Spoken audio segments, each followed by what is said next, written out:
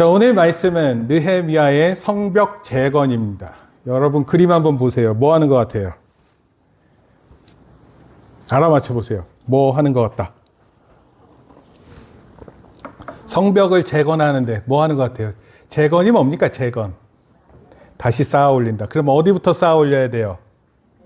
밑에서부터. 밑을 뭐라 그래요? 기초라 그럽니다. 기초부터 쌓는 것을 의미해요. 기초가 탄탄해야 위에를 높이 쌓을 수 있어요. 우리나라도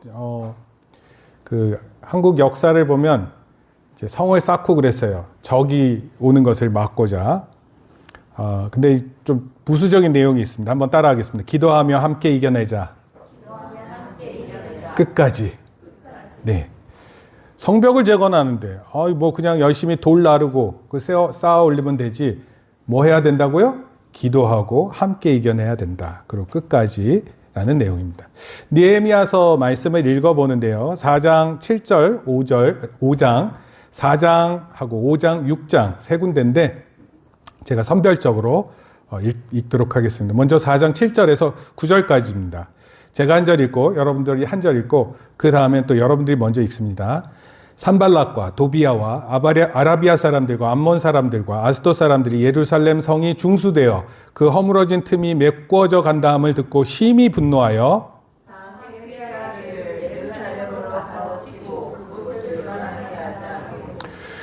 우리가 우리 하나님께 기도하며 그들로 말미암아 파수꾼을 두어 주야로 방비하는데까지 읽고요. 그 다음에 5장 1절부터 읽어주세요. 시작.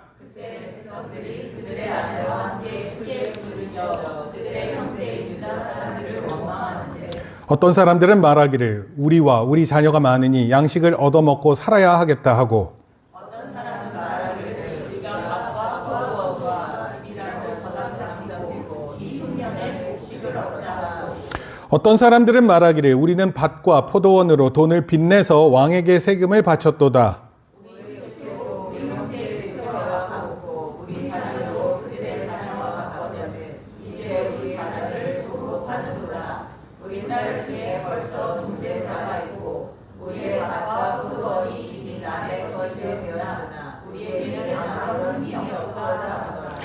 내가 백성의 부르짖음과 이런 말을 듣고 크게 분노하였으나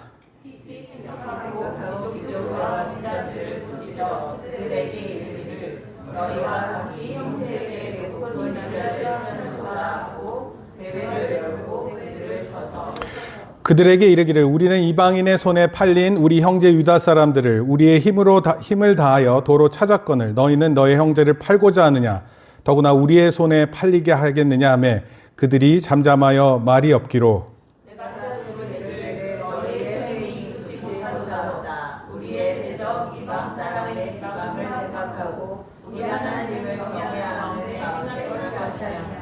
나와 내 형제와 종자들도 역시 돈과 양식을 백성에게 구워 주었거니와 우리가 그 이자 받기를 그치자까지 보고요. 네. 그 다음에 6장 15절 16절 제가 먼저 읽고 여러분들 읽습니다. 성벽 역사가 52일 만인 엘룰월 25일에 끝남에 우리의 모든 대적과 주위에 있는 이방 족속들이 이를 듣고 다 두려워하여 크게 낙담하였으니 그들이 우리 하나님께서 이 역사를 이루신 것을 알미니라. 아멘. 저 가스펠 프로젝트 구약의 먼 장정이 이제 6월 마지막 주로 마무리돼요. 오늘이 15일이니까 앞으로 이제 2주 더 해서 오늘 포함해서 3주면 다 마무리하게 됩니다. 오늘 다음 주까지 해서 느헤미야서를 더 보고요. 6월 마지막 주에는 말라기서를 우리가 살피게 됩니다. 그렇게 되면 그야말로 구약 가스펠 프로젝트 구약 내용을 다 마무리하게 됩니다. 오늘의 느헤미야서 내용은 성벽 재건이에요. 한번 따라합시다. 성벽 재건. 여러분 성벽을 재건한다는 뜻은 무슨 뜻이냐면 한때 성벽이 무너졌다는 것을 의미합니다. 예루살렘 성전은 두 차례 파괴되었어요. 첫째가 BC 586년이에요. 그러니까 우리가 지금 2025년 아니에요. 2025년에서 마이너스 586년이니까 더 해야 돼요. 586년을. 그러면 한 600년 되겠죠? 지금부터 한 2600년 전에 바벨론의 느부갓네살 2세에 의해서 예루살렘 성이 무너졌는데 당연히 성을 감싸고 있었던 성벽도 무너졌겠죠. 바벨론 군대들은 예루살렘을 함락하고 성전과 도시를 파괴하고 주민들을 포로로 잡아갔어요. 역사적인 사건입니다. 두 번째 성전 파괴는 언제 일어나냐면 AD 70년입니다. AD라는 것은 아노 도미네, 그래서 예수님 오신 이후 얘기합니다. 지금부터 2025년 빼기 70하고 거슬러 올라가면 돼요. AD 70년에 로마가 예루살렘을 역시 에워쌌습니다. 그리고 무너졌어요. 그러고 나서 지금은 이슬람 사원이에요. 바위의 돔이라는 이슬람 사원이 있습니다. 7세기 후반기부터 세워졌어요. 그리고 지금까지 계속 서 있다고 합니다. 이게 솔로몬 성전이라고 다 무너졌기 때문에 몰라요. 근데 솔로몬 성전이었을 것이라고 이렇게 생각합니다. 이와 같이 생겼는데 이게 바벨론에 의해서 무너졌습니다. 그리고 나서 스룹바벨 성전이라고 이제 느헤미야에 나오는 성전이에요. 이 성전은 특징이 작았어요. 클 수가 없었습니다. 포로로 잡혀갔던 사람들이 세웠는데 크게 지을 수는 없었겠죠. 그런데 이 스룹바벨 성전은 또 다른 이름이 뭐냐면 바로 헤롯 성전입니다. 이 헤롯 성전은 엄청난 크기를 자랑했어요. 헤롯이라는 사람이, 원래 이 헤롯은 유대인이 아니에요. 그런데도 자칭 자기가 유대인의 왕이라고 하면서 자기의 재산을 털어서 성전을 크게 짓습니다. 성전을 크게 짓는 이유는 뭐냐면은 성전을 통해서 돈을 많이 벌었어요. 그래서 그런 일을 했습니다. 근데 이게 로마에서 무너지게 됩니다. 지금 이스라엘에 가면 그 예루살렘 성전 있었던 자리에 이 바위의 돔 사원입니다. 이 겉에 보면 이게 금으로 이렇게 장식되어 있는 이 모습이 있는데 눈에 확 띄어요. 어떻게 보면은 이 이스라엘이라는 땅은 기독교, 유대교, 이슬람교 모두가 성스러운 장소로 생각하는 곳입니다. 이곳에서 신앙의 가장 좋은 이야기거리들이 많이 있는 곳이기도 해요. 근데 이 바위의 돔이라는 곳은 밖에도 화려하지만 실내가 더 화려합니다. 제가 뭐 다 보여줄 수는 없는데, 네, 뭐 이런 사진이 있어요. 그래서 제가 요즘에 교회에 대한 생각을 하는데 이 성전으로 생각하는 형태보다 이 바위의 돔 형태를 더 생각합니다. 그래서 언젠가 이렇게 큰 원형 형태로 돼 있는 곳에 우리가 찬양하면서 하나님을 높여드리는 그런 예배가 있으면 좋겠다 이렇게 생각하고 있어요. 여러분, 하나님의 성전이 있었는데 그 성전을 중심으로 어떤 일이 있었냐면 첫 번째는 하나님을 예배하는 겁니다. 하나님을 예배한다는 거. 여러분들도 종종 이제 우리 대한민국에 절기가 있을 때 가서 우리 어른들한테 인사하잖아요. 또 세뱃돈도 타고 그러잖아요. 그런 것처럼 일종의 예절을 가지고 있듯이 이스라엘 사람들은 성전을 중심으로 하나님을 예배했습니다. 그리고 무엇보다도 하나님이 하신 말씀이 있는데 그 하나님의 말씀을 듣고 배웠습니다. 그리고 그런 장소의 핵심이 바로 성전이었어요. 하나님의 말씀을 잘 듣는다는 것은 무슨 뜻이냐면 그 하나님과 친밀한 교제를 나누고 있다 이런 뜻이에요. 여러분, 제가 여러분들한테 똑같은 말을 반복하면 여러분들이 맨날 목사님은 이런 얘기를 하셔 이렇게 얘기할 거 아니에요. 마찬가지로 여러분들이 하나님을 알게 되면 하나님은 이것을 굉장히 중요시 여기고 이런 걸 알 수 있습니다. 하나님과의 친밀한 관계를 갖는 건 당연한 거고요. 그리고 무엇보다 같이 예배를 드리면서 공동체 의식이 생기는 거예요. 지금 여기 이렇게 모여있는 사람들 이렇게 잠깐 보면 교회를 위해서 일할 사람들이 누구구나 이렇게 보게 되는 거예요. 여러분, 교회는요, 큰 교회든 작은 교회든 할 일이 절대적으로 많습니다. 여러분, 아무 일 없이 그냥 교회에 나오면 예배 준비 다 돼 있네. 나는 그냥 그 예배만 참석하면 아닙니다. 여러분들이 실제로 예배를 하는 사람이 되면은 여러분 준비할 게 많아요. 그리고 교회는 그런 것을 준비하는 자리입니다. 그런 걸 통해서 공동체 의식을 배양하게 됩니다. 성서신학자 그레고리 비일이라는 사람이 있어요. 근데 이 사람이 책을 썼는데 성전신학이라는 책을 썼습니다. 제가 어제 이제 이 내용을 이렇게 쭉 살펴봤어요. 성전신학. 이 사람이 성전이 성경을 꿰뚫는 이야기라 이런 뜻입니다. 창세기부터 요한계시록에 이르기까지 성전이 중요한 핵심 내용이다. 그리고 그 성전은 하나님의 임재가 있는 곳이고 그분의 나라를 상징하는 핵심적인 내용이다. 또는 핵심적인 핵심 도식이라 이렇게 설명했습니다. 먼저 창조했었을 때 하나님께서 창조했을 때 에덴 동산이라고 있었는데 그 에덴 동산은 단지 낙원이 아니에요. 하나님과 함께 거하는 성소적 공간 이렇게 표현했어요. 와, 하나님이 우리와 함께 계시는데 그것이 거룩한 장소 이런 뜻입니다. 그 다음에 성막이 주어져요. 출애굽기에 가면 성막이 주어지는데 광야에서 하나님 어떻게 예배할지를 알려주는데 이 성막이 성전과 관계되어 있습니다. 일종의 그 성막은 에덴의 모형적 모습이다 이렇게 표현했어요. 그리고 출애굽해서 광야 가운데 있을 때 하나님의 임재를 담아내는 공간 이렇게 표현했습니다. 그리고 예수 그리스도도 성전으로 해석을 했어요.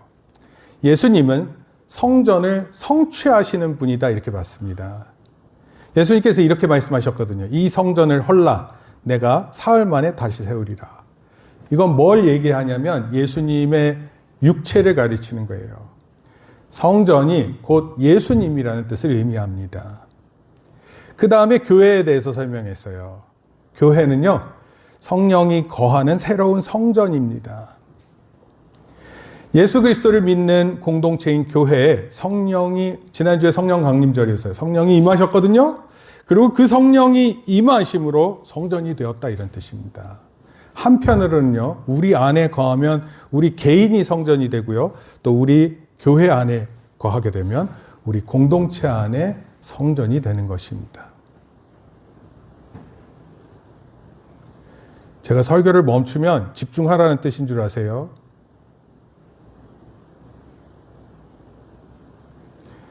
그리고 마지막에 계시록에 새 하늘과 새 땅이 있어요. 새 하늘과 새 땅.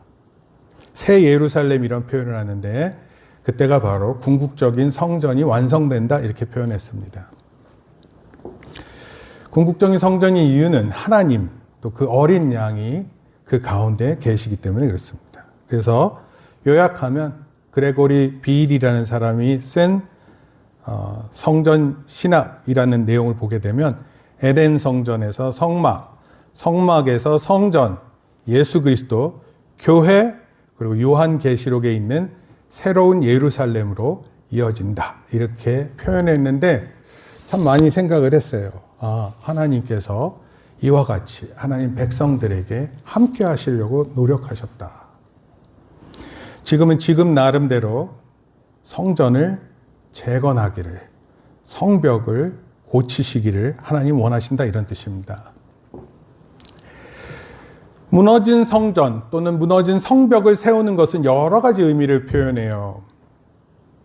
하나님은요, 느헤미야가 하나님의 백성을 이끌고 예루살렘 성벽을 다시 세우게 하셨어요. 한번 물어볼게요. 만약에 작게는 여러분의 집이 무너졌어요. 크게는 나라가 무너졌습니다. 그럼 이런 일 누가 해야 돼요? 집이 무너지면 누가 해야 됩니까? 집이 무너지면 아빠만 하는 건가요? 혹시 엄마만 집을 고쳐야 되나요? 아니면 첫째 아들이 하나요? 어떻게 첫째 딸이 하나요? 요즘에 애들도 많이 안 나가지고 첫째 딸이면 첫째 딸이 해야 될 거 아니에요. 아무도 신경 안 쓰면 어떻게 돼요? 집안이 무너집니다. 우리 사회에 대한 책임을 우리 모두가 갖고 있는데, 예를 들어서 광주시 하면 광주시장만이 책임을 갖고 있을까요? 광주시장은 임기가 있어요. 임기가 있으면 또 바뀐다는 뜻이에요. 임기가 있을 때는 시를 위해서 애쓰고 임기가 없을 때는 아무 일도 안 하는 겁니까? 여러분, 우리가 중요한 것을 놓치면 안 돼요. 하나님이 누군가를 세우시기 원하고 그 한 사람을 통해서 하나님은 성벽을 쌓고자 했어요. 만약에 하나님이 이러한 마음을 알고 있다면 여러분들은 어떻게 하시겠어요? 하나님이 누군가를 부르세요. 누가 이런 일 할래? 그럼 여러분들은 어떻게 반응하시겠어요?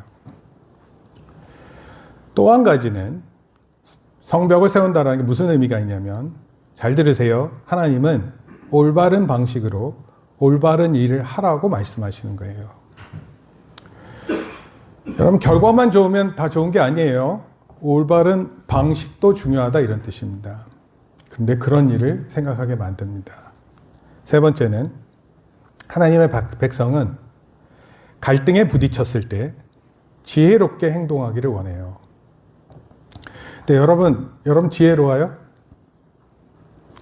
지혜롭기 위해서 중요한 게 있어요. 사람들은 별로 지혜롭지 않습니다. 근데 사람의 집단지성이라 그래요. 집단지성. 누군가는 그 일을 경험했고 그 일을 해결한 사람이 있단 말이에요. 그런 사람들이 자꾸 자기의 생각을 공유하잖아요. 그러면 더 많은 사람들이 잘할 수 있게 돼요. 저는 이 지혜를 다른 말로 하나님이라고 표현할 수 있습니다. 솔로몬은 잠언에서 지혜라는 표현을 할 뿐 지혜가 하나님임을 밝혀요. 그러니까 하나님께서 주시는 말씀이 그에게 없으면 되게 우둔합니다. 어리석고요. 게으르고 그런 사람으로 나타나는 거예요. 그래서 하나님의 백성이 갈등에 부딪혔을 때 지혜롭게 행동하는 것뿐만 아니라 사회의 불의를 보고 그것에 대처하는 힘도 생긴다, 이런 뜻입니다. 내용은 좀 많기는 한데 제가 이걸 다 다룰 생각은 없고 대신 느헤미야서를 통해 나타난 것만 살펴봅니다. 느헤미야는 포로된 유대인으로 바벨론 제국에 끌려갔다가 왕실에 등용된 술 맡은 관원이었어요. 아니, 포로로 잡혀갔어요. 노예로. 그런데 왕 옆에서 일하는 사람이라고요. 왕실에서 일한다는 것 자체가 대단한 일입니다. 그럼 생각해봐요. 요즘에 한참 이재명 대통령 옆에서 일하는 사람들이 인선이 발표되거든요. 그래서 누구랑 같이 일하게 되었습니다, 이렇게 얘기하면 그 발표, 자기 이름이 그렇게 나온 게 얼마나 대단한 것입니까? 왕의 곁에서 일한다는 게 그런 거예요. 근데 느헤미야는 왕의 곁에서 일하는 것보다 무너진 예루살렘 성벽을 재건하는 것이 하나님의 뜻이다라고 생각을 했어요. 되게 어리석은 거 아니에요. 야, 네 자리 그 대통령 옆에서 일이나 잘하고 있으면 되지. 뭐 하려고 예루살렘 다 무너진 그 성벽 재건하려고 가고 그래. 근데 느헤미야는 하나님이 그걸 원하신다는 것을 알았고 그리고 그 성벽을 재건하러 갔어요. 우리가 살아가는 세상은요, 어쩌면 날마다 바른 길을 찾는 과정이에요. 어떻게 살아가는 것이 바를까? 또 하나님이 나를 통해서 일하시는 게 뭘 원하시는 걸까? 제가 여기다 한번 이렇게 적어봤어요. What is right thing to do? What is right thing to do? 뭘 하는 것이 옳은 일일까? 그것도 하나님 앞에서. 직장 생활을 할 때도, 가정을 돌볼 때도, 학교에서 공부할 때도 무엇이 중요하고 무슨 일을 먼저 깨닫는 것이 굉장히 중요합니다. 여러분, 회사를 갔는데 뭘 해야 될지 몰라요. 그럼 뭐 하는 사람이에요? 집안을 돌봐야 된다고 생각하는데 집안을 뭘 돌봐야 될지 모르는 거예요. 그게 무슨 가족입니까? 학교를 갔는데 뭐 해야 될지 몰라요. 무슨 학생이 그래요? 오늘 느헤미야의 성벽 재건은 많은 일들 중에서 무엇이 옳은 일인지를 생각하고 어떻게 선택하는 것이 맞는지 우리에게 그것을 제시해 주고 있어요. 그래서 첫 번째 제가 해주고 싶은 말이에요. 따라합시다. 하나님의 백성은 갈등에 부딪힐 때 지혜롭게 행동합니다. 여러분, 지혜로워야 돼요. 어리석으면 안 돼요. 예루살렘 성벽이 세워진다는 소식을 들은, 아까 목사님이 읽었어요. 산발랏, 도비야, 아라비아, 아스도 사람들이 분노했어요. 그리고 이들이 생각했어요. 야, 쟤네들이 성벽을 막 만드는데 우리 방해하자, 가서 못 짓게 하자. 근데 느헤미야가 그런 방해가 있다는 것을 아는데 세 가지를 준비했어요. 그리고 그 세 가지 추진했습니다. 첫 번째, 뭘 했는지 보여드릴게요. 따라합시다. 공동체와 함께 기도했습니다. 여러분, 누군가가 방해하고 무슨 일을 하는데 되게 힘들잖아요. 그럼 첫 번째 해야 되는 게 뭐라고요? 기도해야 돼요. 기도해야 됩니다. 여러분들이 그 문제를 보고 놀라는 것도 있어야 되지만 다른 거 다 하나도 안 중요하고 첫 번째는 기도해야 돼요. 느헤미야 4장 9절에 우리 하나님께 기도하며 그렇게 표현했어요. 두 번째, 기도만 하는 게 아니에요. 두 번째도 읽어봅시다. 파수꾼을 시작.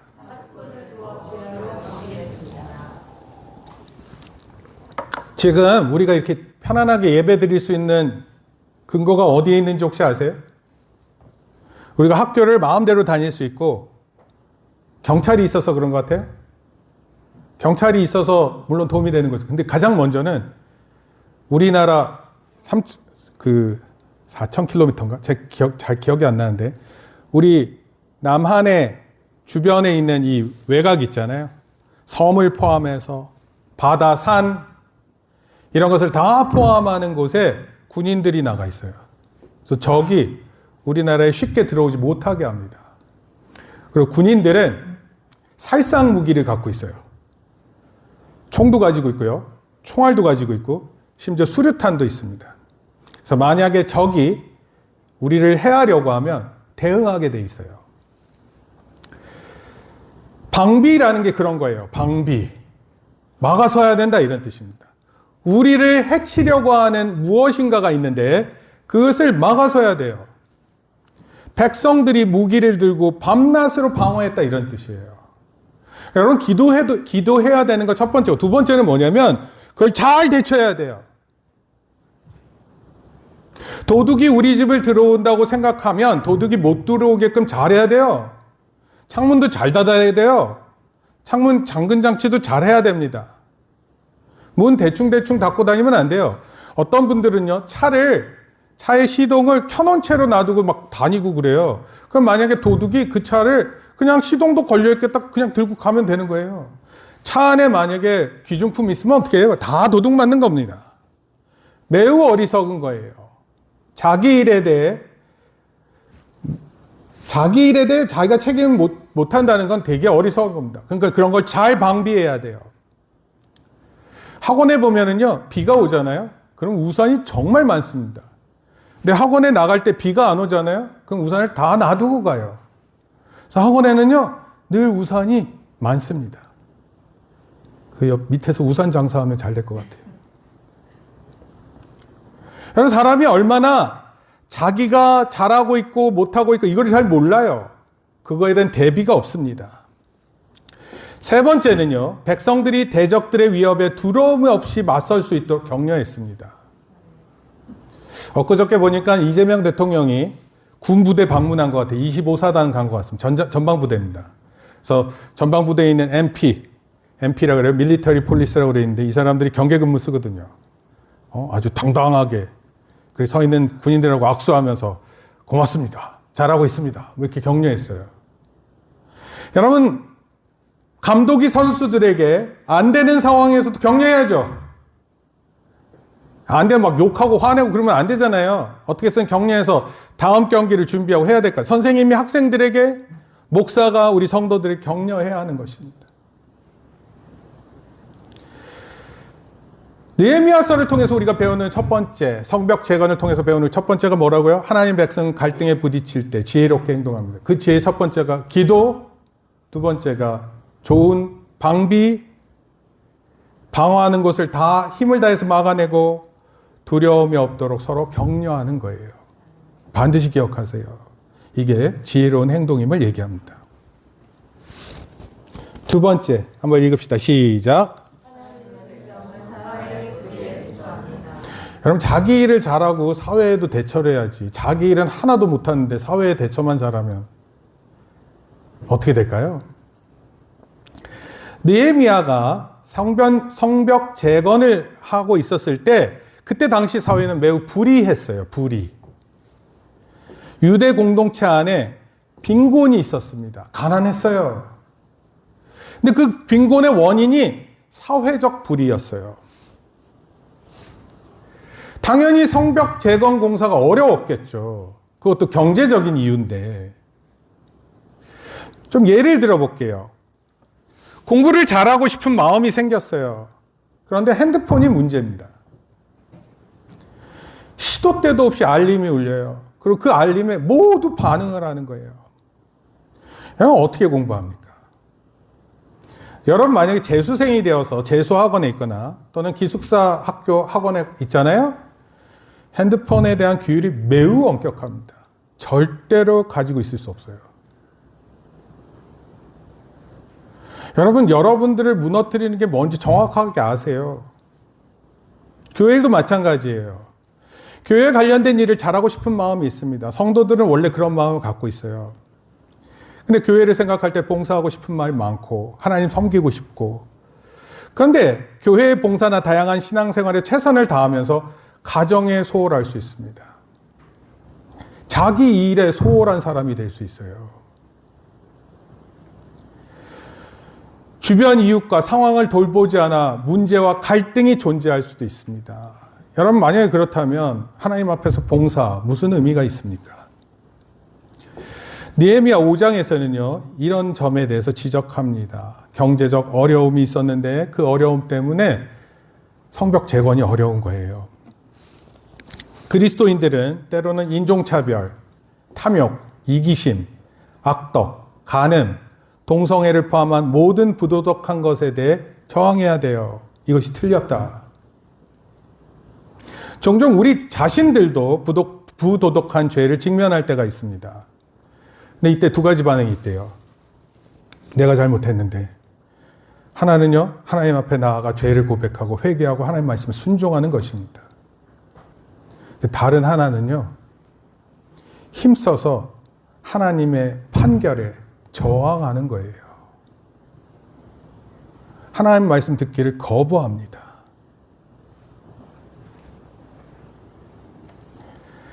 실제로 성벽 공사 중 유대 공동체 빈곤이 있었어요. 느헤미야가 예루살렘에 도착했었을 때 흉년이 있었습니다. 원래 먹고 살기도 힘들었어요. 그런데 거기에 더한 문제가 있었습니다. 그게 뭐냐면 악덕 고리업자입니다. 그때 당시도 돈을 빌리고 또 갚아 나가는 일이 있었어요. 이자를 너무 많이 내서 가족들이 먹을 것이 없었습니다. 느헤미야가 정말 화가 났어요. 이런 일에 대해서. 너희가 어떻게 너네 동족을 데리고 이렇게 할 수가 있느냐. 심지어 부모가 요즘 시대는 그런 걸 안 하는데 옛날에는 부모가 너무 가난하면 자식을 팔았습니다. 여기 보면 팔만한 자식들이 없죠? 캄보디아라든지 캄보디아 위에 그 나라 이름이 뭐죠? 혹시 알아요? 캄보디아 바로 위에 있는 나라? 네? 라오스. 예. 그런 데 가면요. 자식들 팝니다. 초등학교 졸업하잖아요? 그러면 여자아이가 잘 팔린대요. 여자아이. 여기 14살 이상 손 들어보세요. 14살. 14살 여자분들 중에서 14살 이상 손 들어보세요. 14살. 네. 장선희 집사님 안 됩니다. 너무, 네. 네. 사형 기간이 지났습니다. 그래서 이제 뭐 유튜브 같은 데 보면은 이제 지역을 찾아가서 도와서 대학을 보내겠다고 한 여자 학생이 있었는데 그 여자 학생이 13살이 되던 해에 집안이 가난해서 다른 집에 팔려갔어요. 여러분, 대한민국에는 없는 일이에요. 그런데 여전히 이런 일은 벌어지고 있어요. 그럼 이런 거 들으면 화나지 않을까요? 느헤미야가 그래서 그런 악덕 고리 업체들을 사람들을 불러다가 얘기했어요. 니네들이 니네 동족들한테 이런 식으로 고리대금 이자를 받으면 어떡하니? 그리고 동시에 느헤미야도 12년 동안 총독의 녹을 받지 않았습니다. 돈 받고 일하지 않았어요. 근데 놀랍게도 성벽 공사가 52일 만에 끝납니다. 이 설명이 있는데 그거는 목사님이 인터넷 통해서 볼 수 있게끔 할게요. 결론적으로 말씀드릴게요. 하나님은 예루살렘 성벽을 재건하는 일에 모든 역량을 기울이세요. 하나님의 백성들이 돌아가게 만듭니다. 그리고 그 어려운 가운데서도 그 성벽이 재건될 수 있게 하세요. 근데 하나님이 이것에 관심이 크세요. 여러분, 하나님이 무엇에 관심을 갖고 있는지를 여러분들이 알아내는 게 중요해요. 저는요, 이게 제가 제일 좋아하는 거예요. 하나님이 뭐에 관심을 갖고 있는지는 하나도 모르겠어요. 여러분, 교회는 그런 곳이 아니에요. 교회는 하나님이 무엇에 가장 큰 관심을 갖고 계신지를 보게 만드는 곳이에요. 여러분들이 꼭 성경 말씀을 통해서 깨달아야 합니다. 여러 방해가 있었어요. 공동체 안에 빈곤이 있었습니다. 그럼에도 하나님은 52일 만에 그 성벽 재건을 이루어내세요. 여러분, 이 성벽 재건은 기적적인 일입니다. 여러분들이 막 무슨 일을 하면 그 여러분들이 하는 일을 통해서 혹시 기적을 경험하세요? 사람들의 일은요, 기적적인 일이 별로 없어요. 악덕 고리대금 업자나 기적적으로 돈을 벌어요. 대통령을 좀 알아가지고 대통령이 안다는 이유 때문에 내가 얻는 이익이 클 때나 이익이 크지 그런 거 없으면 잘 모릅니다. 평범한 사람들은요, 기적적인 일이 잘 나타나지 않아요. 그런데 하나님의 일을 할 때 그런 거 경험합니다. 절대로 안 되는 일인데 그 일을 하는구나. 저는 그래서 하나님이 우리 편이라는 사실이 얼마나 다행인지 모르겠어요. 만약에 내가 누군가를 대항하는데 하나님이 그쪽 편에 서 계신다 그러면 그건 상상하기도 끔찍합니다. 그런 현실이 얼마나 위험하고 얼마나 무의미한가. 제가 가장 대표적인 설명을 했었던 게 이런 거예요. 우리 편에 누가 있어요? 장그린이 있습니다. 축구예요, 축구. 근데 그 옆에 메시가 서 있어요. 그 옆에 호나우두 서 있고 그 옆에 김민서 서 있습니다. 강하다, 약하다. 그런데요, 누가 이겨요? 메시는 한 명만 있어도 이겨요. 메시 혼자서 다 할 수 있어요. 하나님이 우리 편이라는 게 정말 중요한 거예요. 그걸 모르면 안 돼요. 여러분, 기독교 역사는 성경으로부터 지금에 이르기까지 불가능을 가능으로 바꿨을 뿐만 아니라 거룩하고 새로운 개혁과 발전을 이룬 하나님의 기적들로 가득합니다. 여러분, 하나님의 말씀 읽으세요. 그 말씀 안에 놀라우신 하나님의 음성이 있고 그리고 하나님의 놀라운 기적들로 가득 차 있습니다. 예를 들어서 사울과 같은 핍박자가 예수님의 헌신된 제자가 됩니다. 원래는 하나님 믿는 사람들을 잡아 죽이려고 노력했어요. 근데 나중에 이방인을 위한 사도라 스스로 믿고 그 일을 위해서 최선을 다했습니다. 어쩌면 오늘 우리도 이런 사람을 보고 만나고 있을지 몰라요. 느헤미야를 통해 기도하고 방비하고 서로 잘 격려하는 가운데 우리 안에 있는 죄악을 척결하고 더욱 하나님 앞에 준비되어 다음을 위해서. 목사님은 길어봤자 10년 밖에 보지 못해요. 10년 뒤에 죽는다 이런 뜻은 아니니까 슬프게 보지 말고. 근데 여러분들은 앞으로 최소 3, 40년, 많게는 50년, 60년, 70에도 열심히 일하는 사람이 있으니까 70도 볼 수 있어요. 그때까지 하나님의 사람으로 많은 기적을 이루고 살 수 있는 사람이 될 수 있어요.